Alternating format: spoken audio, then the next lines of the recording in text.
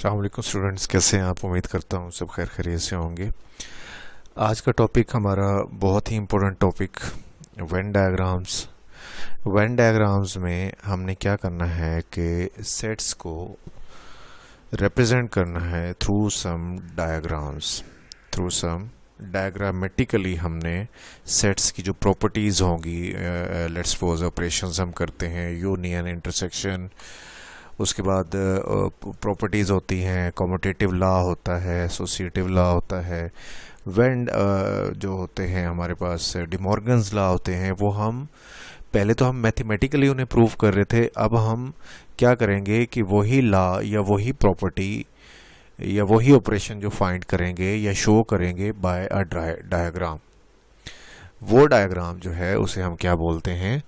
Venn diagram बोलते हैं। Venn diagrams के बारे में जो छोटा सा या थोड़ा सा इंट्रोडक्शन है वो ये है कि जॉन वेन ने ये इंट्रोड्यूस करवाई थी और ये उसकी डेट ऑफ बर्थ और डेट ऑफ डेथ लिखी है, तो इसमें से ऑब्जेक्टिव टाइप कुछ भी आ सकता है। अच्छा, इसमें जो ये रेक्टेंगल टाइप्स एक डायग्राम बनी है, ये आपका जो भी यूनिवर्सल सेट होगा ये उसको शो करेगी, ठीक है। और जो सेट्स होंगे अंदर वो अपने क्लोज फिगर्स के तौर पे सर्कल बना लें, ओवल बना लें, वो आप उनके तौर पे ड्रा करेंगे, ठीक है बच्चों। इसके अलावा यूनियन और इंटरसेक्शन ऑफ सेट्स की जब हम बात करेंगे तो हमारे पास तीन किस्म के सेट्स हो सकते हैं, यानी कि सेट्स के जो एलिमेंट्स होते हैं या हो सकते हैं वो तीन तरह से हो सकते हैं। या तो दोनों सेट्स ए और बी डिसजॉइंट होंगे। डिसजॉइंट का मतलब ये होता है कि दोनों सेट्स में कोई भी एलिमेंट कॉमन नहीं होगा। मसलन ये 1 2 3 है ए और बी है 5 6 7, तो दोनों में कुछ सेम नहीं है, so A and B will be disjoint set. Overlapping set क्या होते हैं कि अगर दो सेट्स इस तरह से हों कि उनके दरमियान कुछ ना कुछ एलिमेंट्स क्या आ रहे हों, कॉमन भी आ रहे हों, यानी कि कुछ एलिमेंट्स ऐसे भी हों जो ए और बी दोनों में मौजूद हों। लेट्स सपोज हम कहते हैं 1 2 3 4 ए के एलिमेंट्स हैं एंड बी के हैं 2 3 4 5 6 7। इसमें कुछ एलिमेंट्स जो हैं वो ए और बी दोनों के पास आ रहे हैं, लिहाजा हम क्या कहेंगे कि वो दोनों क्या हैं? ओवरलैपिंग सेट हैं। और सबसेट की अगर हम बात करें तो जैसे डायग्राम से भी आपको यहाँ पे क्लियर नज़र आ रहा है कि जो ए सेट है, लिखा भी यही हुआ कि ए सेट बी का सबसेट होगा, तो ए जो है पूरा सेट बी के अंदर मौजूद है, बी के अंदर समा गया है। दैट मीन्स कि ए के सारे एलिमेंट्स जो होंगे वो बी के अंदर प्रेजेंट होंगे, ठीक है। तो आपके पास तीनों केसेस आपने पहले देखना है कि जो हमें सेट्स गिवन हैं, डिसजॉइंट हैं, ओवरलैपिंग है, या उनमें से ए बी का सबसेट है या बी ए का सबसेट है, ये आपने देख लेना है। उसके अकॉर्डिंग आपने अंदर जो सर्कल्स हैं या ओवल्स हैं वो ड्रा करने हैं। लेट्स सपोज आप ए यूनियन बी की डायग्राम बनाना चाह रहे हैं और जो सेट्स हैं वो दोनों डिसजॉइंट है, तो आपने क्या काम करना होगा? ए और बी को थोड़ा स्पेस के साथ ड्रा करना होगा। डिसजॉइंट के लिए इन दोनों को स्पेस के साथ ड्रा करना होगा। अगर ये ओवरलैपिंग है तो आप क्या करेंगे? दोनों को बिल्कुल एक दूसरे के साथ इंटरसेक्टिंग फॉर्म में, जैसे एक दूसरे को देखे कट करते हुए जा रहे हैं, एक दूसरे के ऊपर ओवरलैप कर रहे हैं, लिहाजा आपने इस तरह से उनको ड्रा करना है।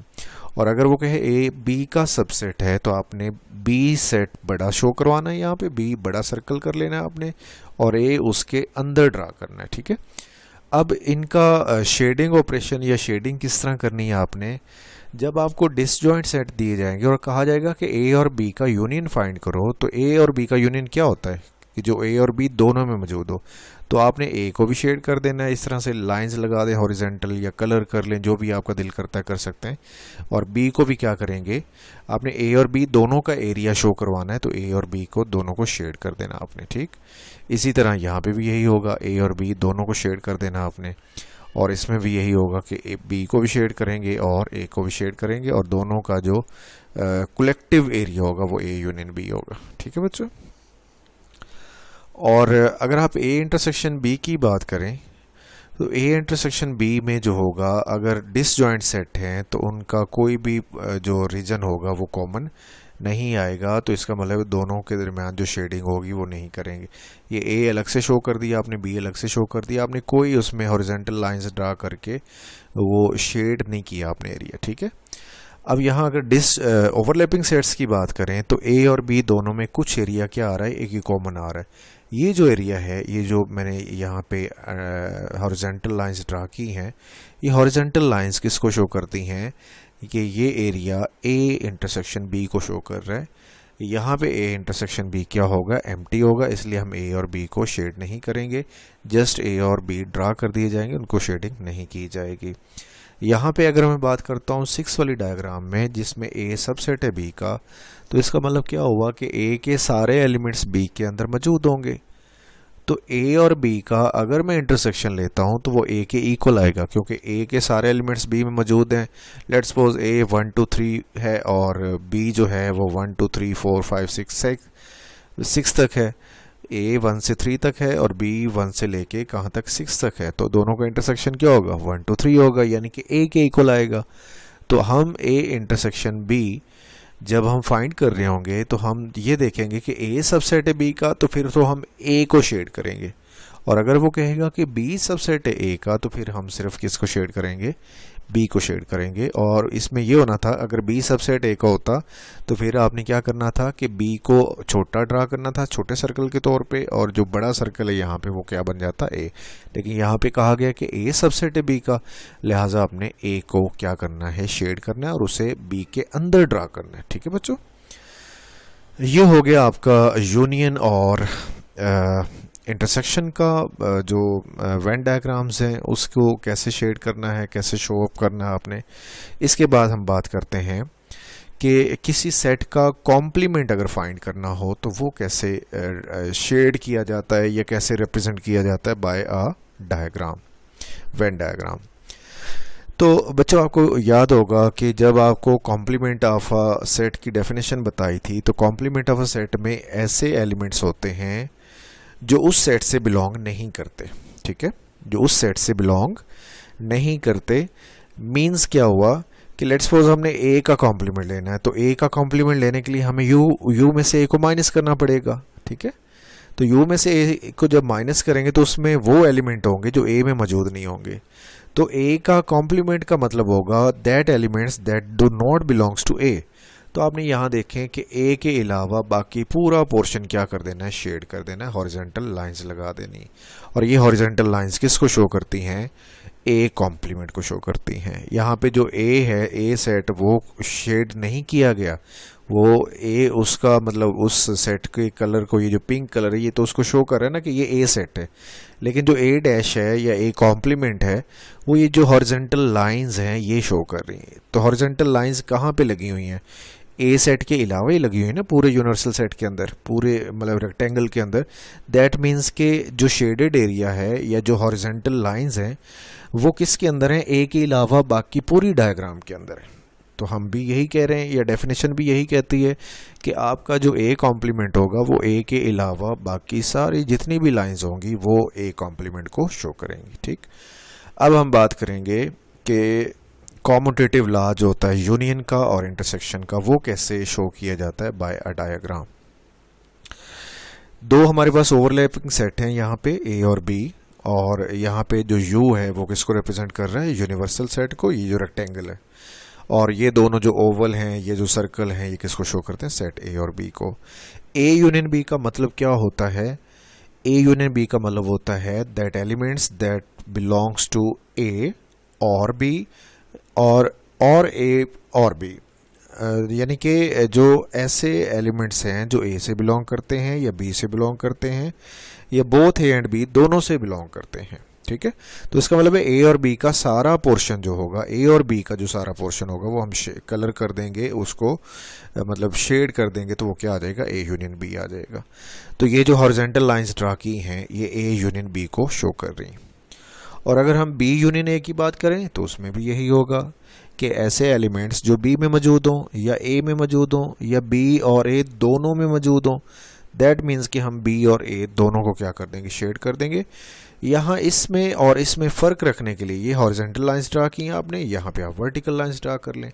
लेकिन अगर हम शेडेड एरिया वाइज देखें, जितना एरिया यहाँ पे शो हो रहा है उतना एरिया यहाँ पे शो हो रहा है। अगर इतना एरिया इधर है, इतना एरिया इधर है, तो इसका मतलब क्या हुआ कि ए यूनियन बी और बी यूनियन ए आपस में बराबर है। आप लाइंस की जो शेडेड लाइंस आपने लगाई हैं हॉरिजॉन्टल वर्टिकल, उनकी डायरेक्शन पे मत जाइए, उन्होंने कितनी जगह कवर करके रखी आप इस पे जाइए, इसे देखिए तो दोनों तरफ वो जगह सेम कवर है।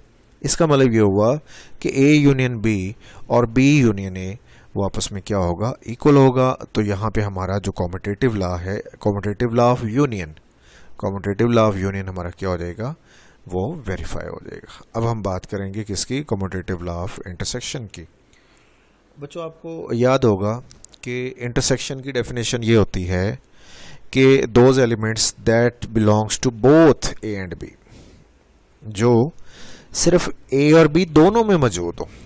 ऐसा नहीं है कि सिर्फ ए में है और बी में नहीं है तो हम लिख लेते हैं। यूनियन में तो हम ये करते हैं कि ए में हो बी में ना भी हो, तो हम उनको जब यूनियन लेते तो उनको इकट्ठा करके लिख देते हैं। ठीक है, लेट्स सपोज ए में 1 2 3 है और बी में कुछ भी नहीं है, तो यूनियन लेते हुए हम दोनों को इकट्ठा करके लिख देंगे, 1 2 3 आ जाएगा।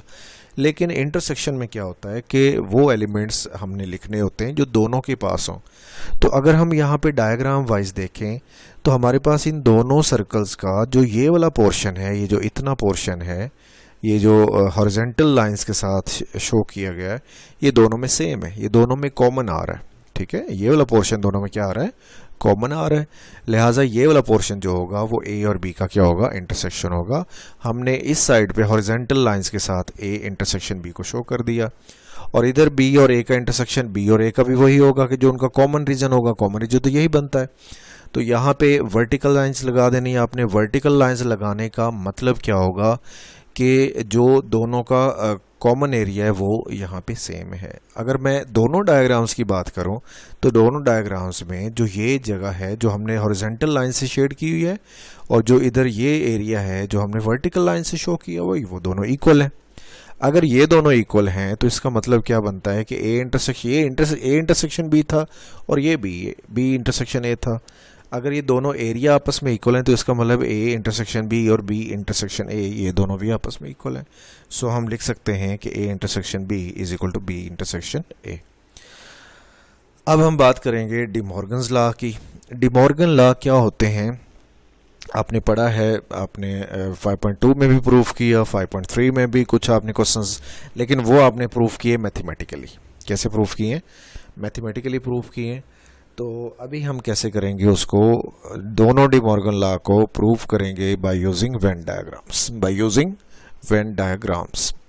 तो बच्चों वेन डायग्राम्स के ज़रिए हम प्रूफ करने के लिए इस तरह कर लेते हैं कि एक लॉ को प्रूफ करने के लिए हम 4 डायग्राम्स बना लेते हैं। कितनी डायग्राम्स बना लेते हैं, 4 डायग्राम्स। अगर आपके पास एक लॉ सिर्फ आता है तो आप 4 डायग्राम्स बना के उसे प्रूफ कर सकते हैं। अगर आप इकट्ठी बनाना चाह रहे हो तो इकट्ठी भी बना सकते हैं, लेकिन उसमें शेडेड सारी जो शेड एरिया करना होता है वो सारा मिक्सअप हो जाता है, तो उससे थोड़ी कन्फ्यूजन क्रिएट हो सकती है। ठीक है बच्चों, तो आपने सबसे पहले क्या करना है, आपको ए का कॉम्प्लीमेंट देखिए, दोनों लॉ में देखिए आपको सेपरेटली चाहिए। ए का कॉम्प्लीमेंट सेपरेटली चाहिए, बी का कॉम्प्लीमेंट सेपरेटली चाहिए, इधर फर्स्ट लॉ में भी सेकंड में भी। तो आप ए का कॉम्प्लीमेंट और बी का कॉम्प्लीमेंट अलग से फाइंड करके रख लें। ठीक है, ए का कॉम्प्लीमेंट और बी का कॉम्प्लीमेंट अलग से पहले फाइंड कर लें 2 डायग्राम्स में। अब ए कॉम्प्लीमेंट की डेफिनेशन क्या है कि ए कॉम्प्लीमेंट में वो एलिमेंट्स होंगे जो ए में ना हो, जो ए के अंदर मौजूद ना हो, बाकी एलिमेंट्स जो होंगे यूनिवर्सल सेट के अंदर वो वाले एलिमेंट्स आपने लेने। आप ए कॉम्प्लीमेंट लेते हुए आप अगर बी को इग्नोर कर दें तो इसका मतलब क्या हुआ कि A complement will be equal to A के अलावा बाकी जितना भी रीजन होगा वो आपने शेड कर देना है। तो ए के अलावा, ए इसमें क्या है, ये ब्लू कलर का, बी को हमने वैसे ही इग्नोर किया हुआ है फिलहाल, बी को देखिए मैंने कोई कलर नहीं दिया हुआ, लेकिन ए के अलावा, ए ब्लू कलर में है तो ए के अलावा मैंने बाकी सारा रीजन क्या कर दिया है, शेड कर दिया है। और कैसे शेड किया है, by drawing horizontal lines, by drawing horizontal lines, यानी कि फिगर नंबर 1 में जो हॉरिजॉन्टल लाइंस हैं वो शो करती हैं किसको, ए कॉम्प्लीमेंट को। ठीक है बच्चों, अब हम बात करेंगे किसकी, बी कॉम्प्लीमेंट की। तो बी कॉम्प्लीमेंट की डेफिनेशन भी वही होनी चाहिए। अभी देखिए इसमें मैंने ए को इग्नोर किया हुआ है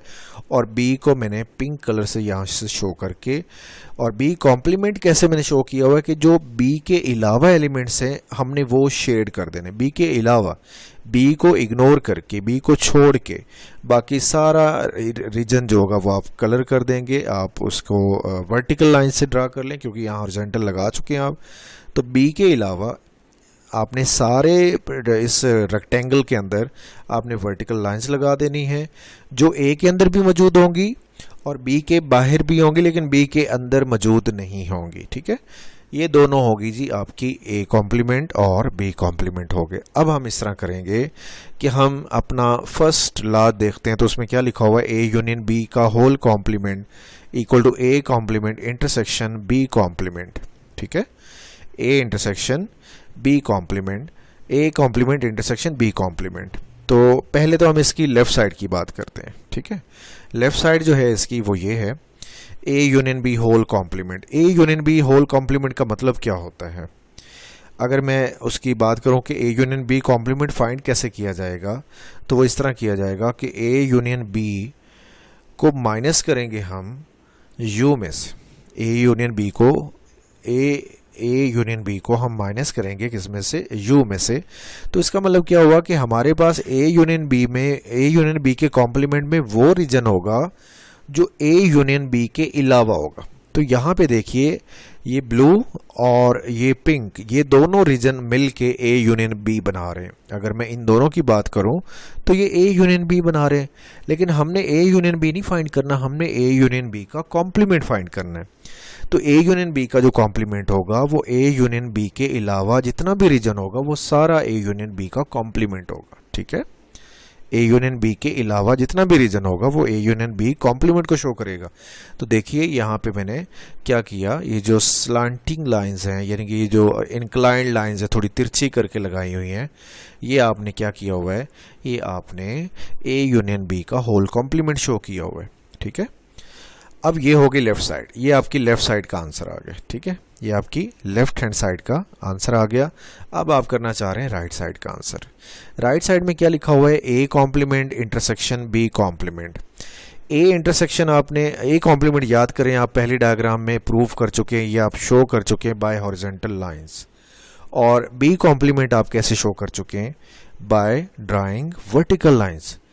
तो ए कॉम्प्लीमेंट और बी कॉम्प्लीमेंट का जो इंटरसेक्शन होगा वो होगा जहां पे ये दोनों लाइंस मौजूद होंगी, जहां पे ये दोनों लाइंस क्या होंगी, मौजूद होंगी। तो ऐसा रीजन जहां पे ये दोनों लाइंस मौजूद होंगी वो रीजन आपने क्या कर लेना है, सिलेक्ट कर लेना। जैसे देखिए आपने यहाँ पे यहाँ पे वर्टिकल लाइंस मौजूद हैं, इधर ए में वर्टिकल लाइंस मौजूद हैं। ए की वर्टिकल लाइंस जो होंगी और जो ये हॉरिजॉन्टल लाइंस होंगी वो सारी मिला के क्या बन जाएंगे, स्केयर्स बन जाएंगे। तो वो जो स्केयर होंगे वो स्केयर क्या करेंगे, वो शो करेंगे ए इंटरसेक्शन बी कॉम्प्लीमेंट को, A complement intersection B complement को क्या करेंगे, वो शो करेंगे। तो अगर हम इन दोनों रीजन्स की बात करें, ये फिगर नंबर 3 और फिगर नंबर 4 का जो रीजन है ये वाला और ये वाला रीजन, अगर हम इसकी बात करें तो दोनों जो रीजन होंगे इसमें देखिए गौर से कि वो दोनों क्या आ रहे हैं, सेम आ रहे हैं। ये जो स्लांटिंग लाइन वाला रीजन है और जो ये बॉक्सेस वाला या स्केयर्स वाला रीजन है, ये दोनों क्या हैं, इक्वल आ रहे हैं। अगर ये दोनों इक्वल आ रहे हैं तो इसका मतलब है कि ए यूनियन बी का कॉम्प्लीमेंट और इधर से A complement intersection B complement वो दोनों भी आपस में क्या है, इक्वल। तो यहाँ पे प्रूव हो जाएगा कि A union B complement equal होता है A complement intersection B complement.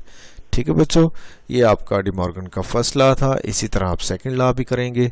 Second law के लिए भी आप लोग क्या कर लीजिएगा कि पहले ए कॉम्प्लीमेंट अलग से फाइंड कर लें, बी कॉम्प्लीमेंट अलग से फाइंड कर लें, और बाद में आपने क्या करना है कि इन दोनों का ए कॉम्प्लीमेंट का और बी कॉम्प्लीमेंट का यूनियन लेना है। और बच्चों यूनियन का मतलब ये होता है कि ऐसे एलिमेंट्स जो ए कॉम्प्लीमेंट में भी हों, बी मतलब आपने जो एलिमेंट्स लेने ए कॉम्प्लीमेंट के लेने, बी कॉम्प्लीमेंट मतलब वो बी कॉम्प्लीमेंट में भी हो सकते हैं, वो एलिमेंट्स ए कॉम्प्लीमेंट में भी हो सकते हैं, या वो दोनों में भी हो सकते हैं। ठीक है, तो अगर मैं ए कॉम्प्लीमेंट की बात करता हूँ तो ए कॉम्प्लीमेंट में हमारे पास जो एलिमेंट्स आएंगे वो कौन से आएंगे, वो आएंगे ए कॉम्प्लीमेंट में ये सारी हॉरिजॉन्टल लाइंस।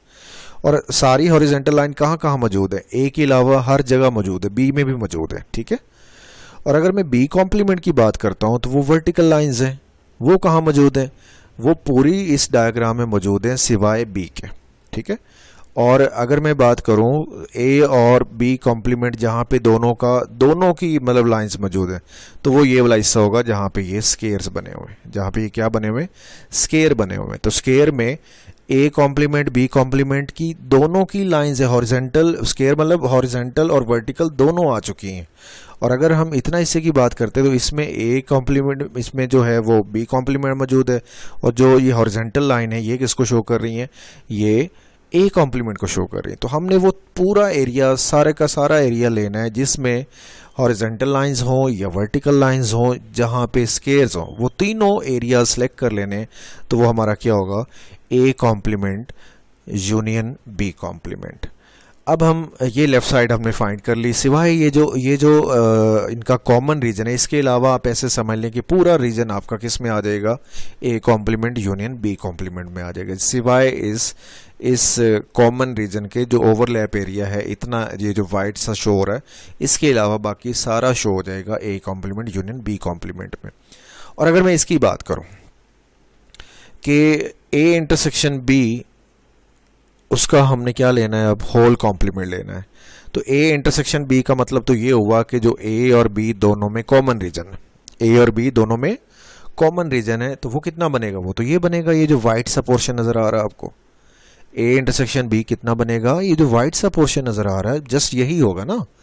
लेकिन आपको ए इंटरसेक्शन बी नहीं चाहिए, आपको चाहिए ए इंटरसेक्शन बी का कॉम्प्लीमेंट। तो ए इंटरसेक्शन बी का कॉम्प्लीमेंट क्या होगा, वो रीजन होगा जो ए इंटरसेक्शन बी के अलावा होगा, जो ए इंटरसेक्शन बी में मौजूद नहीं होगा, उसके अलावा जो पड़ा होगा वो सारा। तो इतना हिस्सा तो आपका हो गया ए इंटरसेक्शन बी, लेकिन आपको ये नहीं चाहिए, इसके अलावा बाकी सारा चाहिए। तो आपने क्या करना है, इसको छोड़ के बाकी सारा ये क्या कर देना है, आपने कलर कर देना है। क्या कर देना है, कलर कर देना है, आपने शेड कर देना है। तो आपका ये जो सारा शेडेड पोर्शन होगा इस पूरी रेक्टेंगल का, सिवाय इस वाइट पोर्शन के, क्योंकि ये वाइट पोर्शन क्या था, ए इंटरसेक्शन बी था, तो हमने ए इंटरसेक्शन बी को माइनस कर देना है। तो जितना भी ये शेडेड पोर्शन होगा, ये जितना भी शेडेड पोर्शन होगा सिवाय इस वाइट पोर्शन के, वो सारा शो करेगा किसको, ए इंटरसेक्शन बी को, ए इंटरसेक्शन बी कॉम्प्लीमेंट को। ए इंटरसेक्शन बी का जो होल कॉम्प्लीमेंट है उसका रीजन अगर देखा जाए तो इधर से जो A complement union B complement का जो सारा रीजन है वो दोनों सेम आ रहे हैं। लिहाजा हम लिख सकते हैं कि ए इंटरसेक्शन बी का जो कॉम्प्लीमेंट होता है वो A complement union B complement की क्या होता है, इक्वल होता है। ठीक है बच्चों, और ये आपके डिमॉर्गन लॉ भी यहाँ पे कंप्लीट हो चुके हैं। तो बच्चों एक चीज़ याद रखिएगा कि जो कॉन्सेप्ट्स मैंने आपको बेसिक कॉन्सेप्ट्स जितने भी हैं एक्सप्लेन किए हैं यहाँ पे, अगर वो आपके क्लियर हैं तो इंशाल्लाह वेन डायग्राम से रिलेटेड कोई भी क्वेश्चन इस तरह का आता है तो आप इजीली कर लेंगे। तो 5.3 एक्सरसाइज का क्वेश्चन नंबर 4 वो वेन डायग्राम्स का ही है। उसमें हमने क्या करना है, क्वेश्चंस को मैथमेटिकली प्रूव तो हमने करना सीख लिया है कि यूनियन बी ले लिया, बी यूनियन ए लिया, और उनको मैथमेटिकली देखा कि वो इक्वल आ रहे हैं नहीं आ रहे, तो हम उनको इक्वल लिख देते थे कि प्रूव हो चुका है। बट यहाँ पे हमने क्या करना है, उन सारे क्वेश्चंस को क्या करना है, by using Venn diagrams prove करना है।